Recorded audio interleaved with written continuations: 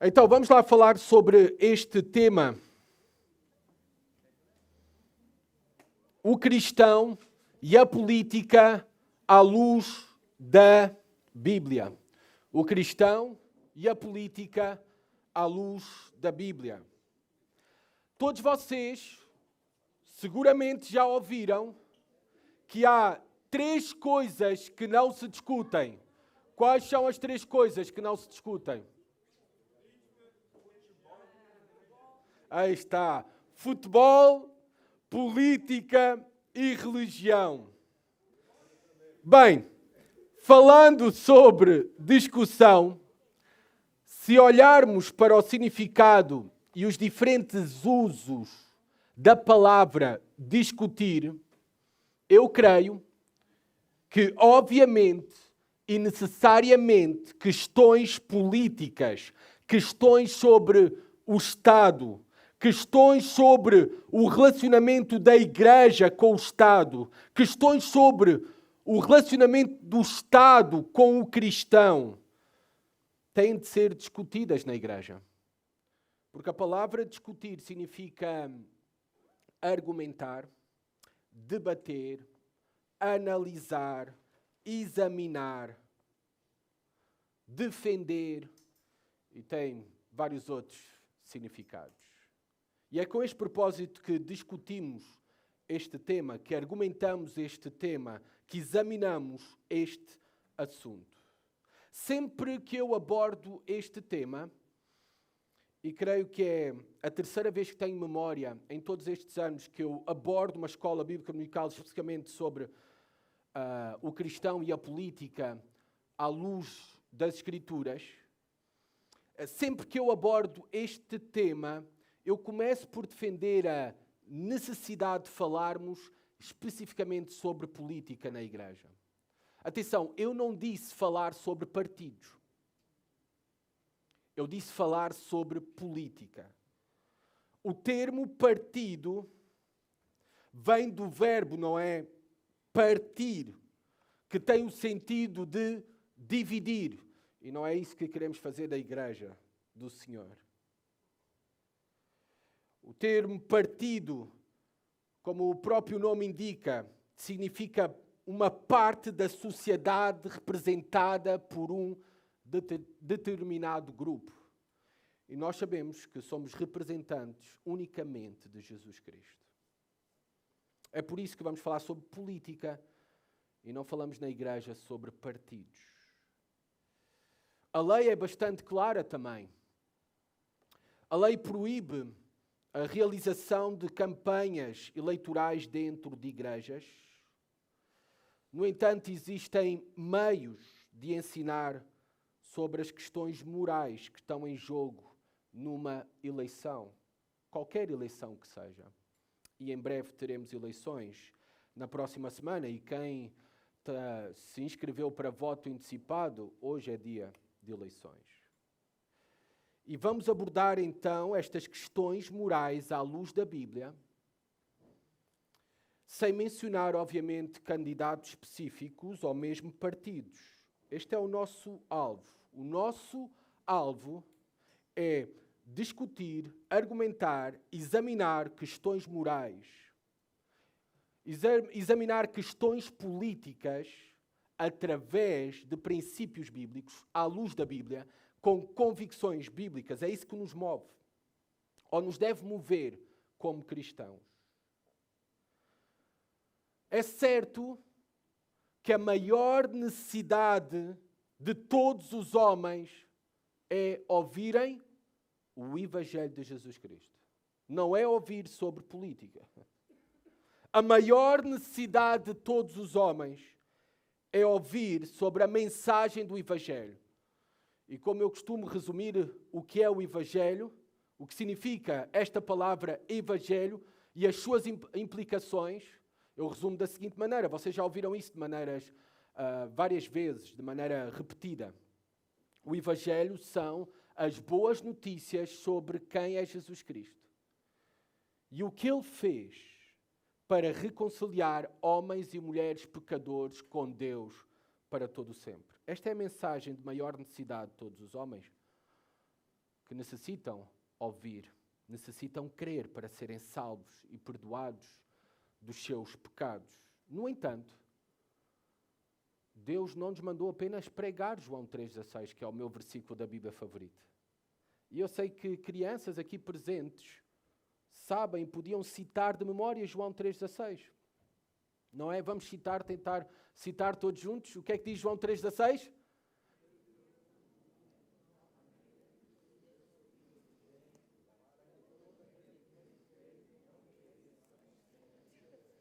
Que coisa linda, sem ensaio, em uníssono. No entanto, o Senhor não nos mandou apenas pregar João 3,16, mas ensinar todas as coisas. Reparem, em Mateus capítulo 28, versículo 18 a 20, não tem que abrir, é o texto da grande comissão conhecido por todos nós, ou a maioria de nós. Portanto, ide, fazei discípulos de todas as nações, nas palavras do Senhor Jesus Cristo, na comissão que deu aos seus discípulos, e reparem, batizando-os em nome do Pai, do Filho e do Espírito Santo, ensinando-lhes a obedecer a todas as coisas que vos ordenei, e eu estou convosco todos os dias até o final dos tempos. Nós temos que ensinar na Igreja de Cristo todas as coisas que Jesus Cristo ordenou, não apenas João 3,16. Reparem o compromisso do apóstolo Paulo, e agora sim eu peço a vossa ajuda, o vosso auxílio. Acompanhem-me a Atos capítulo 20.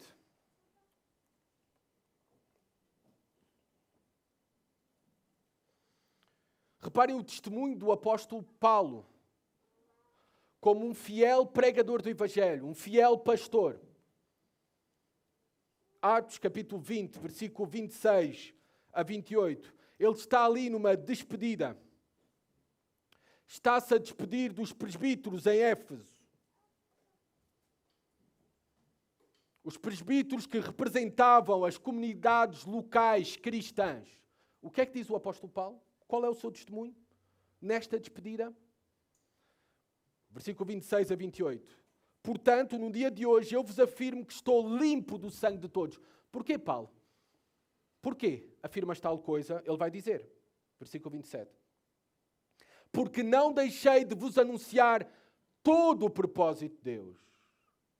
Portanto, tendo cuidado de vós mesmos e de todo o rebanho sobre o qual o Espírito Santo vos constituiu bispos, para pastoreardes a Igreja de Deus, que Ele comprou com o próprio sangue. O testemunho do apóstolo Paulo deve ser o testemunho de todo o fiel discípulo, de todo o fiel pastor, de toda a fiel Igreja que é a coluna e baluarte da verdade. Não deixei de vos anunciar todo o propósito de Deus. Por isso eu não entendo o porquê que não se ensina sobre questões políticas ou o relacionamento do cristão com a política à luz da Bíblia na maioria das igrejas. É um tema que não se aborda. Quando a Bíblia fala muito sobre política, desde o Antigo Testamento ao Novo Testamento. Desde reis, instituição da monarquia, não é? Diversos reis. Depois no Novo Testamento, impérios subjugando outros. Temos questões políticas do primeiro até ao último livro da Bíblia, Apocalipse. E nós devemos ensinar todo o conselho de Deus. A Bíblia fala sobre o Estado. A Bíblia fala sobre o governo. A Bíblia fala qual é a função, a responsabilidade dos mesmos, do Estado, do governo. A Bíblia fala sobre o relacionamento dos cristãos com o mesmo. Tudo isto tem a ver com questões políticas.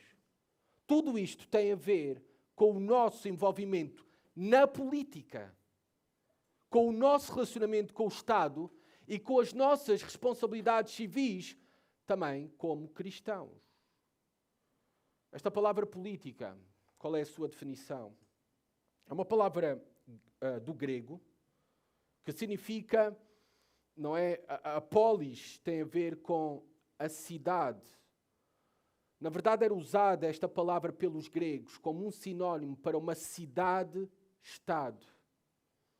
Por isso, o sentido desta palavra política tem a ver com organização, direção, administração de nações aos Estados.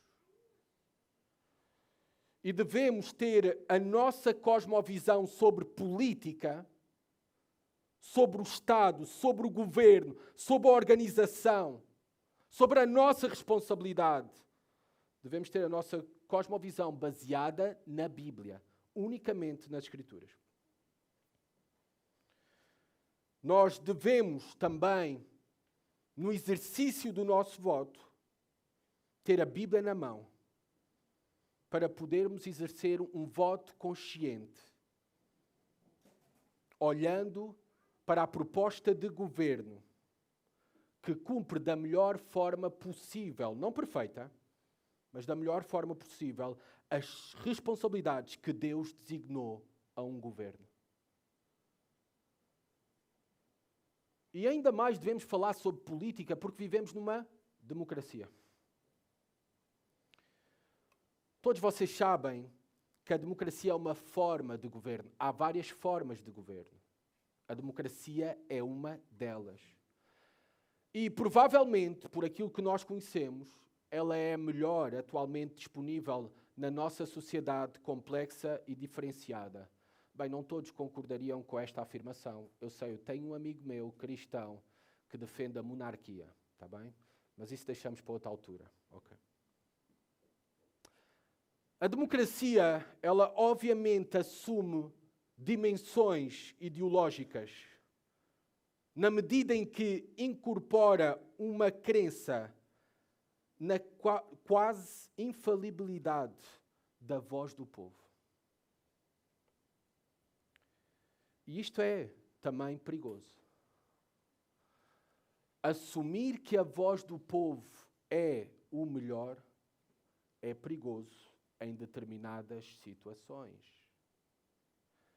Porque o povo é constituído por um grupo de pessoas, todas elas caídas. E o poder estar na voz do povo é também algo perigoso. No entanto, é algo que também nos leva, no sistema em que nós estamos, o sistema democrático, a ter uma participação, uma voz. Então, ainda mais, devemos ter cuidado de como participamos nessa sociedade, de como fazemos o exercício do nosso voto, porque é poder. É dada a voz ao povo, a nós. E isso é poder. Agora queremos usá-lo de uma maneira que honre e glorifique ao Senhor. Essa deve ser a nossa preocupação. Interessante, C.S. Lewis, que escreveu as Crónicas de Nárnia, na sua reflexão sobre democracia, ele escreveu o seguinte: eu sou democrata por acreditar na queda do homem. O que é que ele queria dizer sobre isso? Eu sou democrata por acreditar na queda do homem. Ao contrário de outros defensores da democracia que a fundamentam numa visão excessivamente otimista da natureza humana, C.S. Lewis nota que o ser humano é tão depravado, e passo a citar, é tão depravado que não é possível confiar a ninguém um poder irrestrito sobre os demais. É por isso que ele afirmava que era democrata por acreditar na queda do homem. Por causa da depravação do homem, não é possível confiar a ninguém um poder irrestrito sobre os demais. Então temos uma voz. Como é que vamos usar essa voz, este poder? Na democracia, no sistema em que nós vivemos.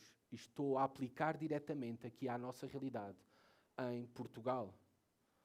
Há outros sistemas que se dizem democráticos, mas é só de nome, não na prática. Não é Glismar e Arnaldo. Vamos olhar rapidamente para 5 visões erradas. Este estudo, vários princípios que estão ao longo desse estudo, não todos, mas vários deles estão baseados em 2 livros que eu usei como fonte de estudo. Primeiro, este livro, Visões e Ilusões Políticas. Devo confessar que eu não li este livro completo, está bem? Visões e Ilusões Políticas, mas li vários capítulos, ok? De onde foram usados como fonte para esta escola bíblica dominical. Outro livro, este sim, já bem conhecido por mim e posso recomendar porque gosto muito deste livro, apesar de não concordar com todas as posições teológicas de Wayne Grudem, e inclusive não concordo com tudo aquilo que ele falou neste livro, porque obviamente fala de uma perspectiva, de uma visão como americano e não é aplicável a nós, em Portugal. No entanto, é um excelente livro sobre política. Política segundo a Bíblia. Então, vamos olhar para 5 visões erradas a respeito do cristianismo e do governo. Essas 5 visões são abordadas neste livro de Wayne Grudem, Política segundo a Bíblia. Primeira delas, o governo deve impor a religião. Esta é uma visão errada. Nós vemos que o Nosso Senhor fez uma distinção entre o reino de Deus e o de César. Nós vemos também que Jesus não obrigou ninguém a crer nele. Quem pode ler, por favor? Estamos numa aula, então vamos interagir. Quem, por favor, pode ler Lucas 9, versículos 52 a 54? Se não tem o microfone disponível, podem ler em voz alta. Mensageiros que o antecedessem. Indo eles, entraram numa aldeia de samaritanos para lhe preparar pousada, mas não o receberam, porque o aspecto dele era de quem decisivamente ia para Jerusalém. Vendo isto, os discípulos Tiago e João perguntaram: Senhor, queres que mandemos descer fogo do céu para os consumir? Jesus não obrigou ninguém a crer nele. Ele tinha o poder de o fazer. E ele não o fez. Não é possível impor a fé verdadeira, autêntica. Não é possível, porque ela não é fabricada por homens. Ela não é fabricada por imposições. E nós sabemos, ao longo da história, o desastre que isto provocou, até para o testemunho do Evangelho, a corrupção da igreja. Batismos de pessoas de maneira obrigada, por imposição, que nem sabiam aquilo que estavam a fazer, por causa de motivos de guerras, motivos políticos. E usar também depois estas supostas conversões ao cristianismo, que obviamente eram falsas conversões, eram por imposição, usar com responsabilidades políticas, com responsabilidades na igreja. E nós sabemos ao longo da história toda a corrupção. Não é possível impor a fé verdadeira, autêntica. Na verdade, essa imposição o que faz é arruinar o testemunho da religião verdadeira. Nós não queremos apenas uma nação cristianizada. Nós queremos Portugal convertido. Não cristianizado. Cristianizado já está. Ainda cada vez os vestígios são menos. Nós queremos uma nação convertida. E conversão só existe pelo poder do Espírito Santo, não pela imposição de nenhum governo. A liberdade religiosa é, por isso, o primeiro princípio que nós, como cristãos, devemos apoiar e defender se almejamos influenciar o governo, a política. Devemos defender a liberdade religiosa. Eu posso dizer aqui que esta liberdade religiosa, ela também pode ser perigosa. Eu penso que é o primeiro princípio que devemos apoiar e defender como cristãos, a liberdade religiosa para todos. Isso é que é um Estado laico. Um Estado laico não favorece a religião de ninguém. No entanto, eu defendo, e aqui não tem que concordar comigo, está bem? E é polémica a minha afirmação, mas eu irei fazer na mesma. No entanto, eu defendo uma liberdade religiosa com limitações. Que limitações? A minha limitação para a liberdade religiosa está em relação àquelas liberdades religiosas que são claramente uma ameaça a uma visão judaico-cristã, que foi o fundamento da nossa sociedade e também são uma ameaça para a existência de uma nação. Como é, por exemplo, o islamismo e o seu radicalismo. Ou querem que mulheres sejam mortas em praça pública? Ou querem que quem não se submete ao Alcorão seja decapitado e enforcado? Querem essa liberdade religiosa? Segunda visão errada. O governo deve excluir a religião. Esta é uma visão errada e muitos cristãos até defendem isto. Dizem que é isto que é um Estado laico. Não entendem o que é um Estado laico. Não. Estas práticas que estão presentes no nosso governo, na nossa nação, em abolir as orações da escola, em retirar os 10 mandamentos das portas do tribunal, do Ministério da Justiça, etc. A legalização do casamento entre pessoas do mesmo sexo. Não citar versículos da Bíblia em discursos públicos, ser proibido. Bem, tudo isto para excluir a religião da esfera pública, isso não é um Estado laico. Isso é um ateísmo de Estado. E há uma diferença entre um ateísmo de Estado e um Estado laico. Um Estado laico simplesmente é não favorecer nenhuma religião. É permitir as expressões religiosas, a liberdade religiosa. Então o governo não deve excluir a religião. Porquê? Porque é errado. Porque desconsidera a vontade do povo. Porque restringe a liberdade religiosa. E restringe a liberdade de expressão. É por isso que no mundo ocidental, hoje a fé é para a esfera privada, não pública. Isso é ateísmo de Estado. Não é um Estado laico. Porque está a limitar a liberdade religiosa e a liberdade de expressão. É errado que o governo exclua a religião, porque não devemos transformar liberdade religiosa em ausência de religião. É errado porque nunca foi a manifesta vontade do povo português. Ou já deram voz ao povo para decidir o que quer. É errado porque afasta do governo os ensinamentos sobre o bem e o mal, conforme está em Romanos capítulo 13. A Bíblia está cheia de exemplos. Não temos tempo porque a Escola Bíblica Dominical, o tema é muito exaustivo e a Escola Bíblica Dominical é curta, o tempo. A Bíblia está cheia de exemplos em que o povo de Deus aconselhou governantes. Recentemente fizemos a exposição do livro de Daniel. Quantas vezes é que vemos Daniel a aconselhar governantes? Daniel capítulo 4, a aconselhar Nabucodonosor, o próprio Daniel. O homem mais poderoso naquele tempo. Nós temos outros exemplos, ao longo do Novo Testamento também, que o povo de Deus aconselhou governantes. Então, o governo não deve excluir a religião. Terceira visão errada. Todos os governos são perversos e demoníacos.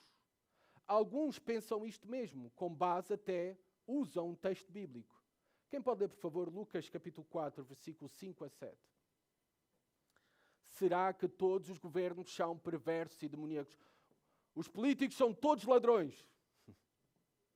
Será? Força, Patrick.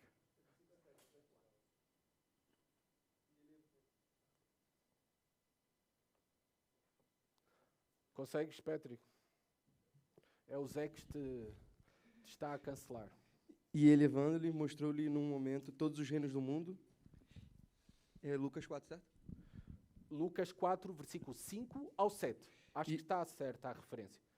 E elevando-lhe, mostrou-lhe num momento todos os reinos do mundo. Disse-lhe o diabo: dar-te-ei toda esta autoridade e glória destes reinos, porque ela me foi entregue, e dou a quem eu quiser. Portanto, se me prostrares e me adorares, toda será tua. Então, com base neste texto, nesta porção, muitos afirmam que todos os governos são perversos e demoníacos, controlados por Satanás, que Satanás tem o domínio de todos eles.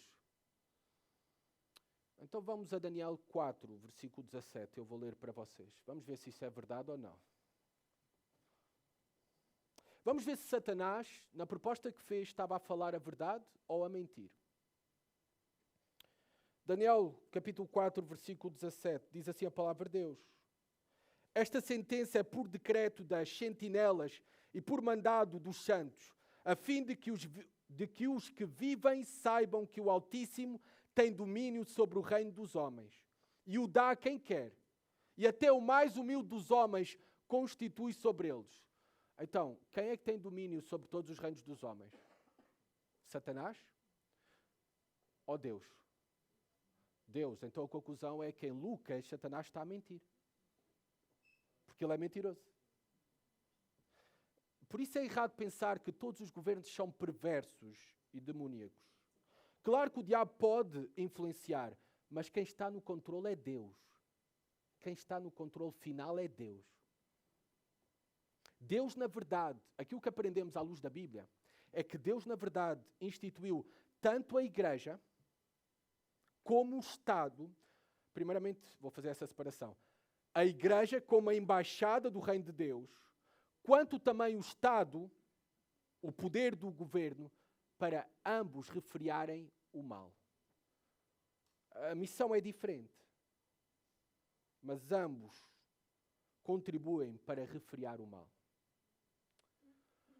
A Igreja deve dedicar-se ao evangelismo e não à política. Bem, isto é uma visão muito restrita do Evangelho e do Reino de Deus. Nós já vimos ao início, na introdução, que Deus ordenou o ensino de todas as coisas, de todos os mandamentos. E, logicamente, isto vai além de João 3,16. Jesus não morreu apenas para o perdão dos nossos pecados.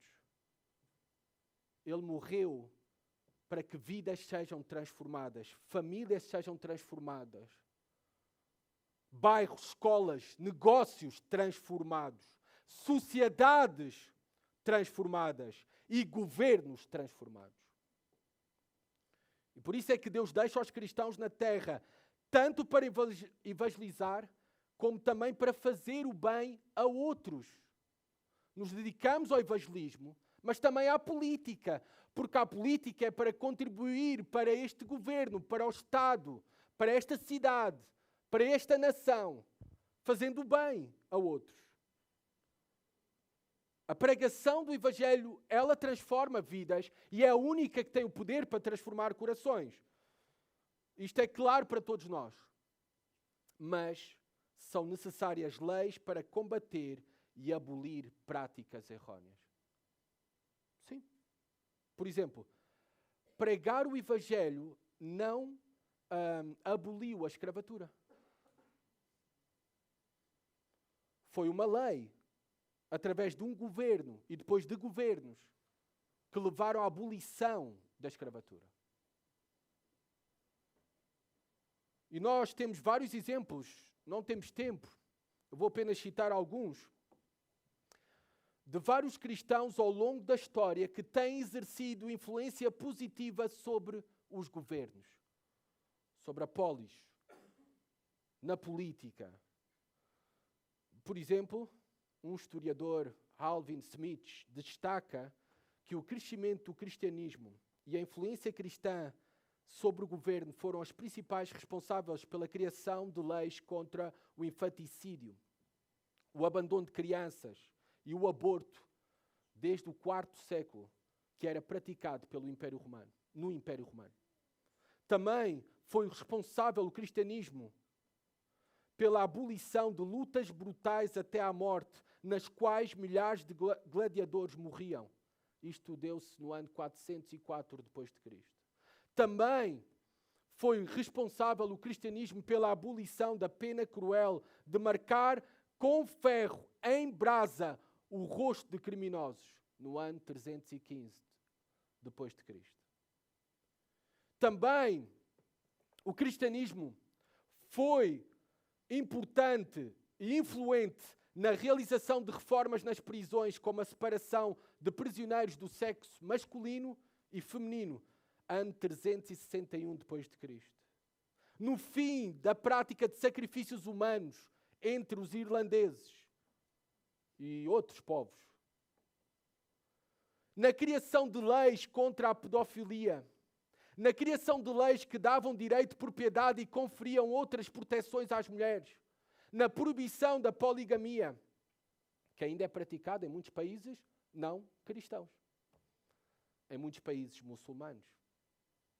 Na proibição também de queimar vivas mulheres viúvas na Índia, no ano 1829. Também o cristianismo foi influente para o fim da prática dolorosa e deformadora de enfaixar os pés das meninas na China, no ano 1912.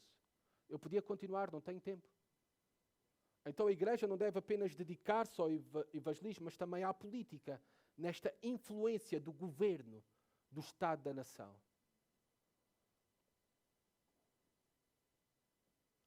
O ministério como um todo da igreja contém diversas ênfases. Numa igreja saudável, devemos encontrar e aperfeiçoar também pessoas dedicadas a exercer a influência sobre o governo e a política, sobre os negócios, sobre o sistema educacional, sobre os meios de comunicação, sobre o casamento e família, sobre a arte, sobre a música, em todas as áreas. Servir a Deus não é só para pastores, é para todos os cristãos. Nas mais diversas áreas que nós temos na nossa sociedade, em todas elas, devemos influenciar. Devemos dedicar-nos ao evangelismo, mas também a fazer bem aos outros, de acordo àquilo que nós aprendemos dos valores e dos princípios que nos foram entregues pelo nosso próprio Deus. Quinta visão errada, a igreja deve dedicar-se à política e não ao evangelismo. Reparem, agora é o contrário, não é? Há quem afirme que a igreja deve dedicar-se à política e não ao evangelismo. Esta é uma visão errada. Já defendi no anterior ponto que, como cristãos, deve ser possível ambos. Evangelismo e também contribuir para a política, para a paz, para a prosperidade de uma nação. É isso que é política. Nós estamos, como cristãos, para influenciar positivamente e biblicamente o governo.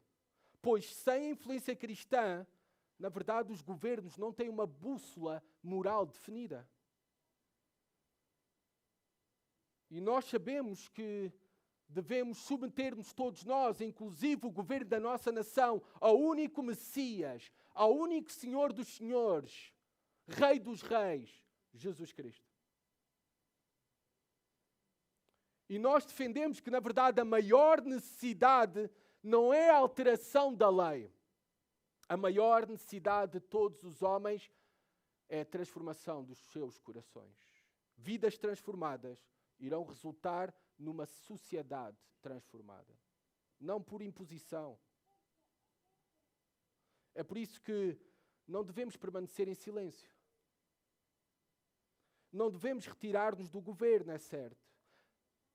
É por isso que também não devemos dedicar-nos exclusivamente ao evangelismo. Ou seja, temos que ensinar todas as coisas. Temos que promover o bem, a paz, defender a injustiça. E também não devemos esperar que o governo salve a sociedade. Porque só há um Messias. E esse é Jesus Cristo. E a maior necessidade é seguir a Jesus Cristo. Vamos olhar agora para... Isto aqui é o ponto das obrigações de todos os cristãos como cidadãos. Vamos olhar primeiro para a responsabilidade de procurar informar-se sobre as posições, convicções e propostas dos partidos, dos distintos candidatos. Então, depois de tendo esta base de como deve ser o nosso relacionamento com a política como cristãos e a nossa responsabilidade, como é que fazemos isso na prática? Então, está aqui. Devemos estar informados sobre as posições, convicções e propostas dos partidos e dos seus distintos candidatos. A oportunidade de ajudar a escolher o tipo de governo que teremos faz parte do papel que Deus confiou aos cidadãos numa democracia. Um papel que não devemos menosprezar. e do qual não devemos descuidar. Vocês reparam como é alta a taxa de abstenção em Portugal? Nós, como cristãos, no mínimo, a nossa responsabilidade é informar-nos a respeito de questões importantes, de modo a poder votar de forma consciente. E um bom modo de se informar melhor é discutir as principais questões em pequenos grupos na igreja. Não é falar sobre partidos. É discutir cada questão apresentada por um partido, posição, lei, proposta de lei, à luz da Bíblia. O que é que as Escrituras falam sobre o mesmo? Não é falar sobre partidos, é falar sobre política à luz da Bíblia. Política baseada em convicções bíblicas, que é isso que nos deve mover. Vamos então fazer um exercício breve, rápidos minutos. Vou pedir ao Rodrigo só que me ajude aqui. Rodrigo, vamos dividir-nos 3 em 3 e discutem aqui os temas. Eu não sei que temas é que vos vai calhar.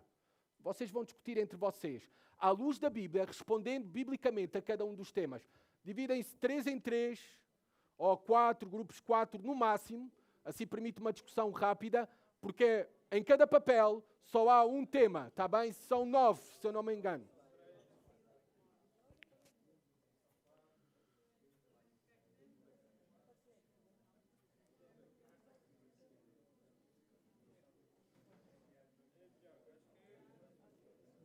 Vai lá. Divide aí. Se não, tem que se juntar em grupos de 5, maior. 4, 5, discutem. Podem já começar, está bem? Não...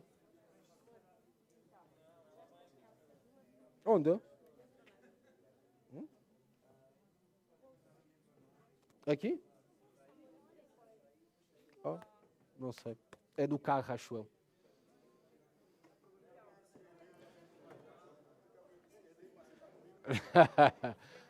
Não vamos falar de partidos, só de política à luz da Bíblia.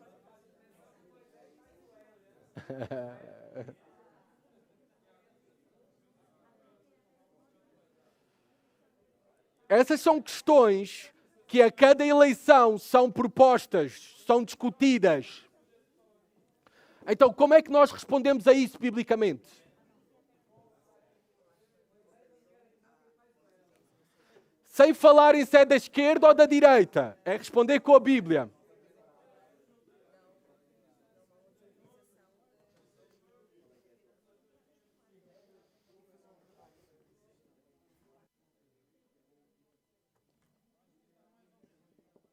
Com licença. Preciso de água. Bom dia, Silvia. Tudo bem? Sim, tudo. Tudo, graças a Deus. Olá.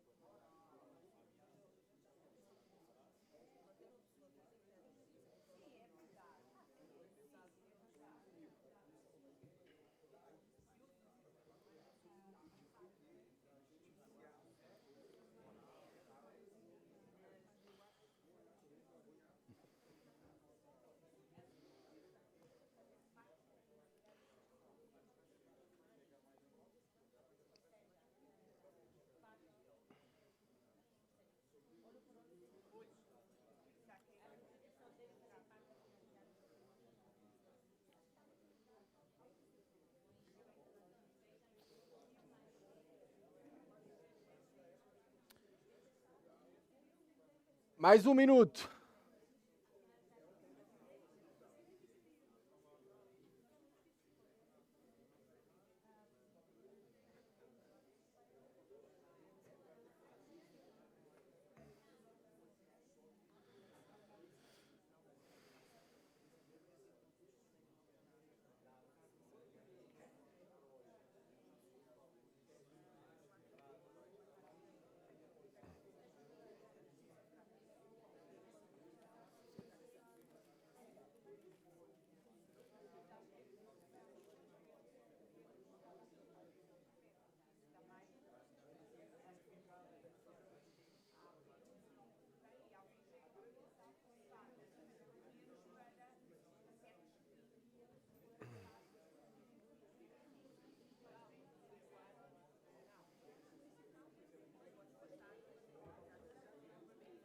Ok, vamos regressar à aula. Está boa a discussão, eu sei. Eu sei que está boa a discussão. Eu gosto de discutir política.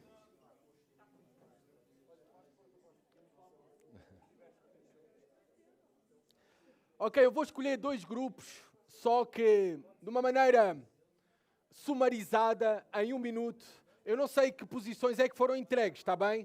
Mas que afirmem qual era a vossa questão. Ou, na verdade, escolher não. Há voluntários? Há voluntários?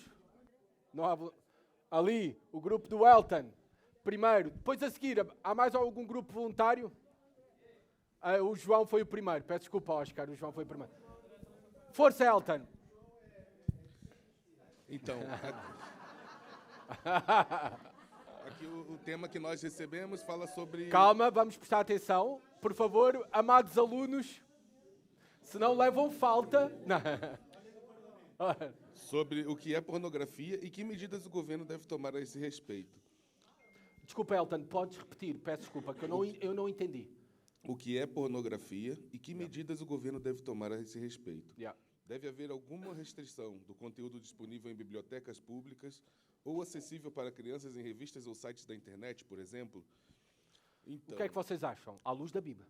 à luz da Bíblia não temos assim um versículo ou uma escritura, pronto, pelo tempo, mas assim, acreditamos que, e em consenso vemos que a pornografia ela é uma coisa que de cunho sexual, que está disponível, né, em N lugares hoje em dia, internet, televisão, revistas, é um conteúdo de fácil acesso para crianças e tudo. É uma coisa que deturpa a visão do ser humano com respeito aos relacionamentos, e em especial ao casamento e à família. E acreditamos que deve haver algum tipo de mecanismo de controle, na internet, para que as crianças não tenham acesso a isso, principalmente crianças e jovens. Sim. É difícil, a gente sabe que existem programas e existem coisas que a gente consegue, através de controle dos pais, dificultar isso, mas o acesso irrestrito a redes sociais e à internet, sem nenhum tipo de controle dos pais, faz com que muitas crianças e jovens tenham acesso a esses conteúdos. E isso é uma coisa que, pronto, eu acho que atinge muito mesmo a base da família, né? E a maneira como essas crianças e jovens vão ver futuramente a questão familiar e de relacionamentos do outro ser humano, tudo isso. Muito bom, Elton. Vocês conhecem alguma proposta do governo? Estou a falar de Portugal. Discutindo este tema de pornografia?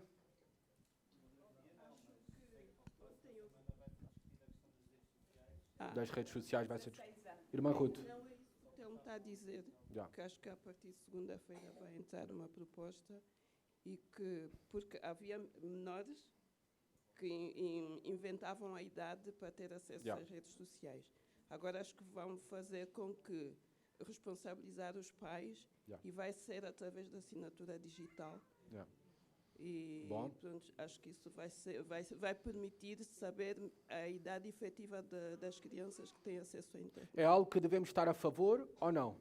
Sim. Claro que sim, não é? Sim. Não foi vetado pelo presidente, mas foi sancionado por alguns da Câmara no ano passado.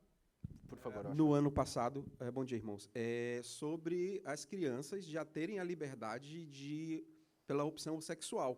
E se os pais impedissem, eu acho que os irmãos se recordam disso, Yeah. fevereiro do ano passado, crianças a partir dos 5 anos de idade, 5 ou 6 anos, que podiam chegar aos professores e dizer a qual opção sexual que queriam e se elas estavam sendo impedidas pelos pais.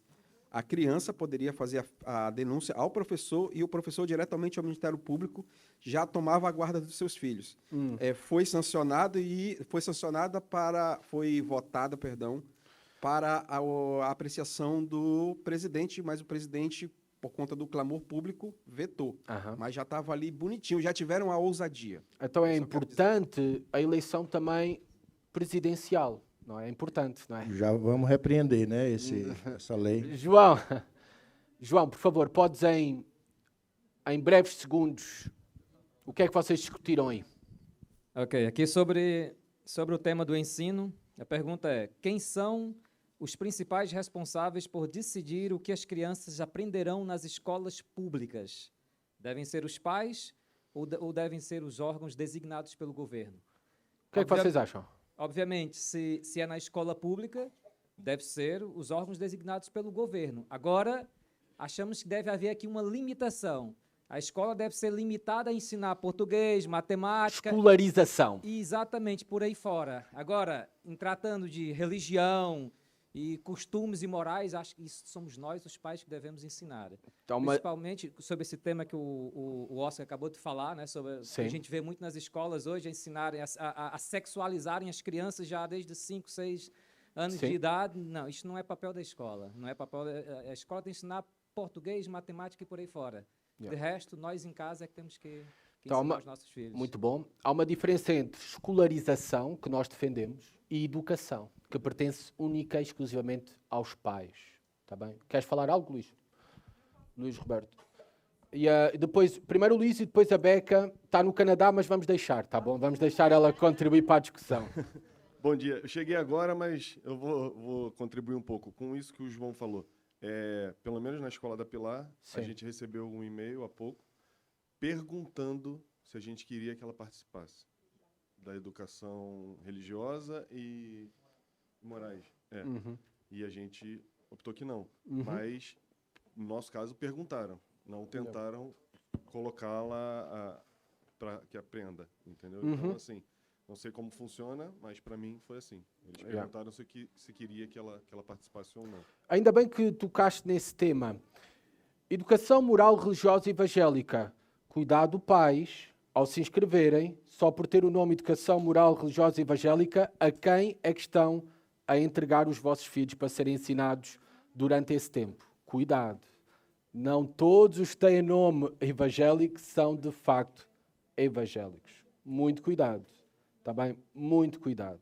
Eu, antes de inscrever um filho meu na escola pública em Educação Moral Religiosa Evangélica, ligaria para a Aliança Evangélica Portuguesa e queria saber quem é o professor dessa escola. Se eu não sei, eles vão dizer o nome, não sei, vem perguntar aos pastores da igreja se conhecem quem é o pastor ou a igreja a que está associado esse pastor, e aí já podemos fazer um bom filtro, está bem? Um bom filtro e poder aconselhar da melhor maneira. Beca, por favor. Não, só em relação à educação, é muito interessante que a Constituição Portuguesa, por enquanto, defende isso, que a educação na área de religião, de sexualidade, é única e exclusivamente dos pais. E é uma lei com mais de 50 anos, que por acaso foi aplicada pelo suposto ditador que nós tivemos.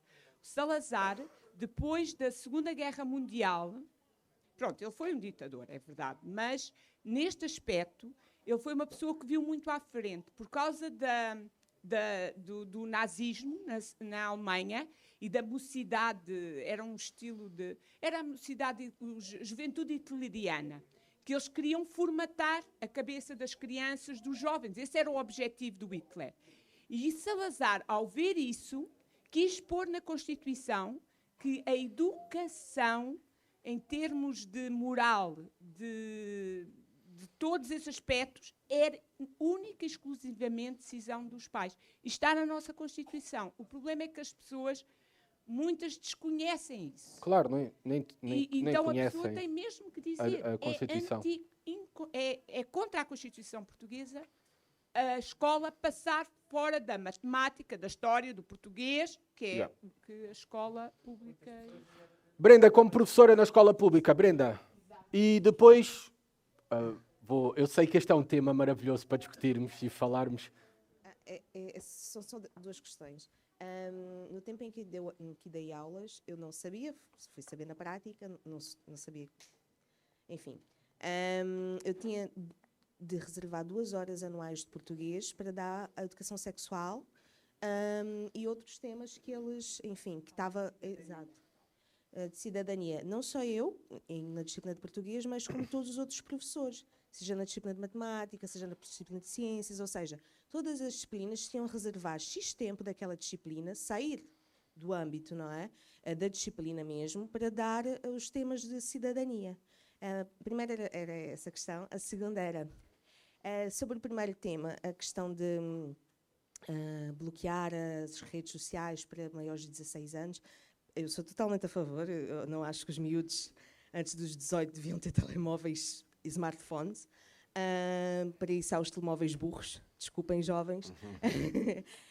Mas a minha questão é até que ponto estamos a colocar, nós como sociedade, não falo como igreja, mas como sociedade, estamos tão dependentes do governo a ponto de se ele toma essas decisões. Os jovens só têm telemóveis aos 16 e redes sociais aos 16 porque os pais dão.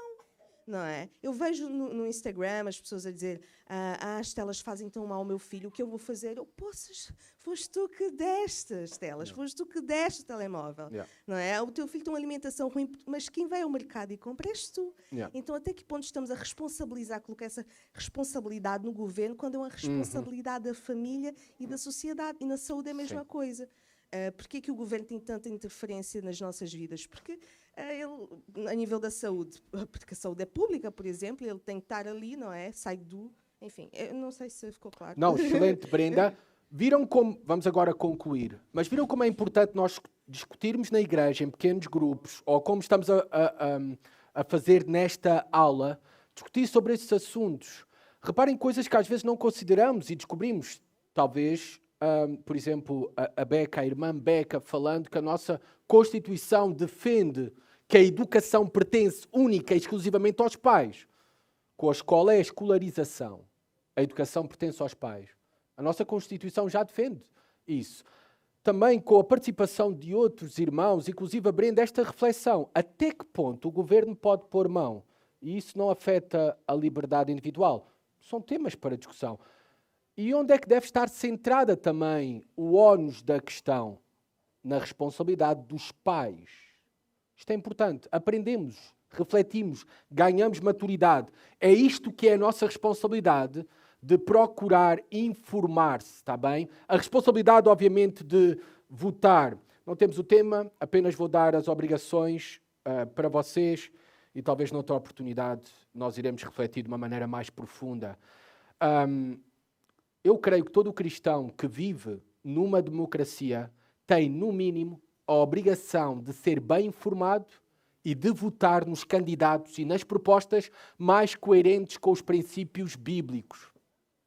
Mais coerentes com os princípios bíblicos. Quando estamos a votar, não estamos a votar alguém, a escolher alguém para ser pastor, nosso pastor. Não é as qualificações para um pastor. Está bem? Não é alguém perfeito ou que vai fazer tudo bem. Não é alguém cristão, porque nem há. Nas propostas que temos, alguém verdadeiramente cristão que crê no Evangelho de Jesus Cristo. Não temos. Esta é a realidade no presente em Portugal, por exemplo. Na próxima semana, no próximo domingo, que vamos a eleições. Então, as propostas mais coerentes, avaliando, discernindo, refletindo com os princípios bíblicos, é esse candidato no qual nós devemos de votar. A responsabilidade também de fazer mais do que votar. Nós devemos fazer mais do que votar. Romanos capítulo 13 fala sobre isso mesmo. Temos alguma outra obrigação maior do que apenas votar? O que é que acham? Orar, mais. Pagar os impostos. Submeter-nos. As grandes liberdades também. Por que é que devemos fazer mais? Nós devemos, como diz Jeremias 29:7, eu vou ler, empenhai-vos pela prosperidade da cidade para onde vos exilei e orai ao Senhor em favor dela. Oração. Porque a prosperidade dela será a vossa prosperidade. Então nós devemos buscar e contribuir para a paz e para a prosperidade da nossa nação. Da nação onde estamos no presente. As grandes liberdades das quais os cidadãos desta nação desfrutam só se concretizaram graças a grandes sacrifícios de milhares de outros portugueses que sacrificaram a sua vida para proteger esta nação e preservar as liberdades que temos hoje. Até eu acho que, no mínimo, devemos ir votar. No mínimo. Mas também ali, a responsabilidade de não fazer culto a uma personalidade política. Claro, se há apenas um Messias para nós, um homem perfeito, não é para prestar culto a nenhuma personalidade. E parece que se torna uma seita de seguidores de determinada personalidade. Nós não fazemos isso. Nós discernimos todos os homens que são apresentados e todas as suas propostas à luz da Bíblia. Não seguimos cegamente, nem prestamos culto a nenhuma personalidade. O nosso único César, o nosso único e supremo Rei é Jesus Cristo. A responsabilidade, e terminamos, de glorificar a Deus. 1 Coríntios 10:31 diz o seguinte, vou ler. Portanto, seja comendo, seja bebendo, seja fazendo qualquer outra coisa, inclusive participando na política, no exercício do nosso voto, fazei tudo para a glória de Deus. Muitas questões políticas que Portugal enfrenta hoje e que enfrenta a cada eleição, elas trazem em si elementos morais consideráveis, conforme o trabalho em grupo que nós fizemos. Essas questões. O exercício do nosso voto é um exercício que deve buscar glorificar ao Senhor, buscando fazer o exercício do voto o mais alinhado possível com princípios bíblicos. De maneira perfeita isso vai acontecer? Não. Não. Não existe isso no reino dos homens. Numa sociedade amaldiçoada pelo pecado, em que todos os homens sofreram a queda do pecado e têm natureza pecaminosa.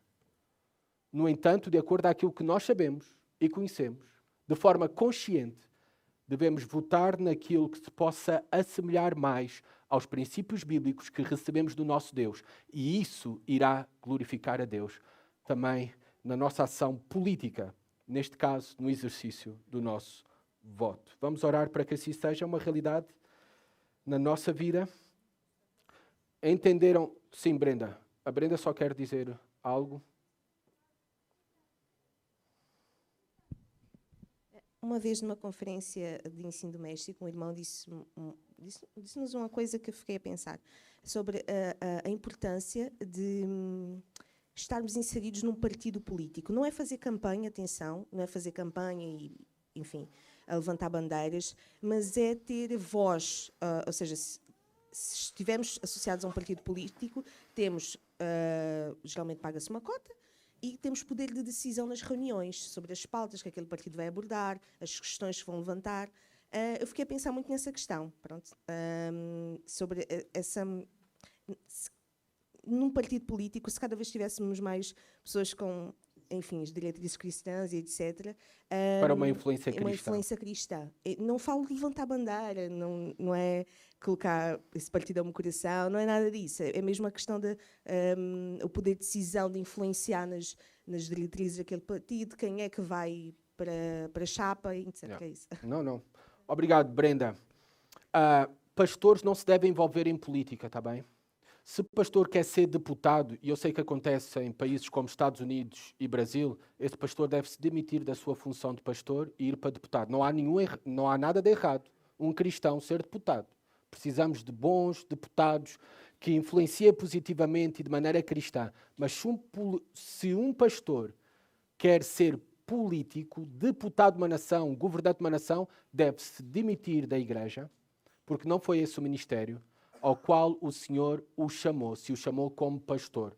O chamou para pregar o Evangelho de Jesus Cristo. O chamou também para o aperfeiçoamento, contribuir para o crescimento e edificação da igreja e aperfeiçoamento dos santos. A importância é pastores e membros da igreja, do corpo de Cristo, falarem sobre estas questões com respeito a questões éticas e morais, ter uma posição bíblica, não de acordo a convicções políticas, mas de acordo a convicções bíblicas. Porque se nós não falarmos sobre isto, sobre questões éticas e morais, então a quem deixamos estes assuntos para serem discutidos e para serem voz na sociedade? Vamos deixar aos filmes de Hollywood? Vamos deixar aos amigos de trabalho?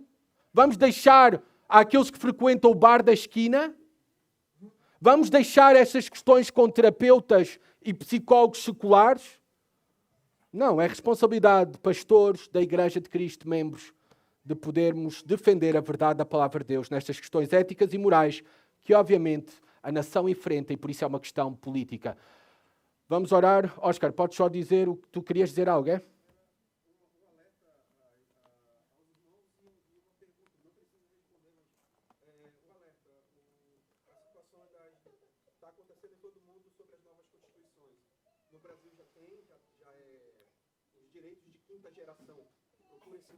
Vocês acham que a Constituição já tem garantia demais? Se preparem para as Constituições de quinta geração. Pastor, o que o senhor acha sobre o que a Brenda falou sobre membros da igreja, sabemos que não, mas estarem isso? A orientação que temos pela ABCB é que a igreja ora, mas eu confesso que fico a pensar nisso com muita seriedade sobre membros de igreja. Então, duas...